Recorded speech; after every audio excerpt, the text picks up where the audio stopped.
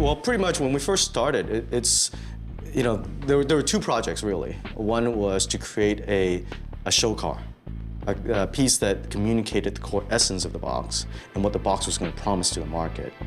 At the same time, parallel to that path, we were also exploring the final design of the box.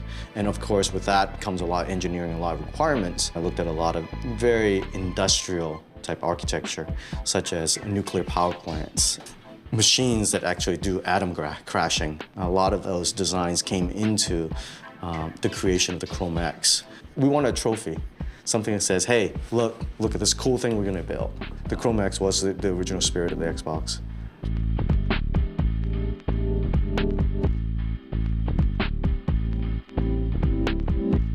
When we start working on the design of the box, we really start with the basic concept of no idea is a bad idea. Went to the copy room, got bundles of 500 sheets of paper, probably 4 or 5 bundles of it. So imagine thousands of sheets of paper, black pen, and a Microsoft proprietary stamp, and lots of food, lots of drinks. We took a lot of magazines. We bought over $1,000 worth of magazines.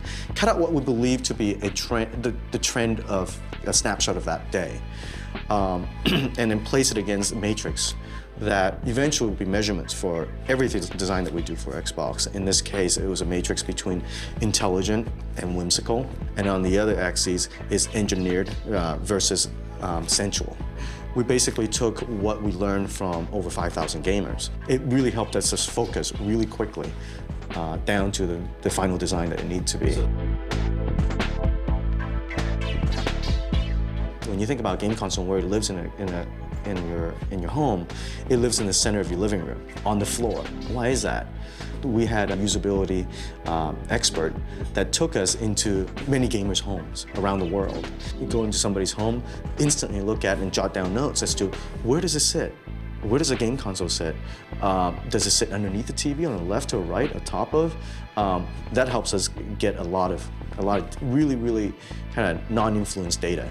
We took measured distance between a television to most gamers' posture, where they sit when they play games.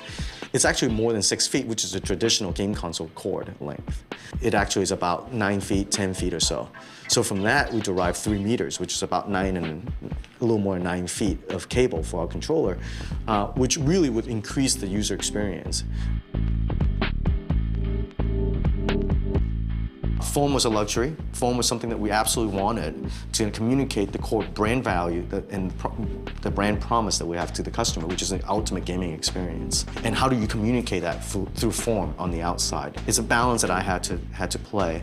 And at the same time, we're really taking a no-holds-barred approach to building the console. We wanted to make no compromises at any step of the design. So when it came time to make a decision, do we spend the extra money and do we include the extra height and weight of a hard drive, we said, what's the right thing for gamers? And the gaming experience is going to be better with a hard drive in every box, so we made that decision to include it.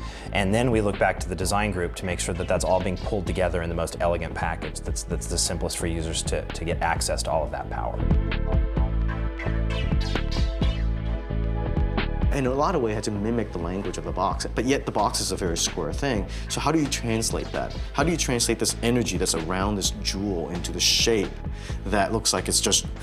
We actually had users in a lab in which we give it to them, they touch it, they go, oh no, this is not high enough, or this is getting in the way. So I'll go, I or somebody else will go down to the shop, shave it off with a piece of sandpaper, come back and say, what do you think about this now? And then they're saying, yeah, that's feeling better, but now this is cutting my hand. So you bring it back again. So there's a lot of back and forth process in which it's almost like a bar of soap, right? Lots of way. It's the more you shape it, the more comfortable it gets. We took a lot of Horace's aesthetic and human factor design and took that to game developers and said, look, what kind of things do you just want to go crazy on and do in your games, and what kind of controller do you need to be able to work with those games? So they're going to be building games with much more advanced character movement and control. So they needed things like 6 buttons on every single controller. A lot of games wanted to be able to count on advanced vibration. So we went ahead and made sure that every single Xbox controller had advanced vibration capabilities, just because it gives a more real, more immersive gaming experience to every single person that plays a game on Xbox.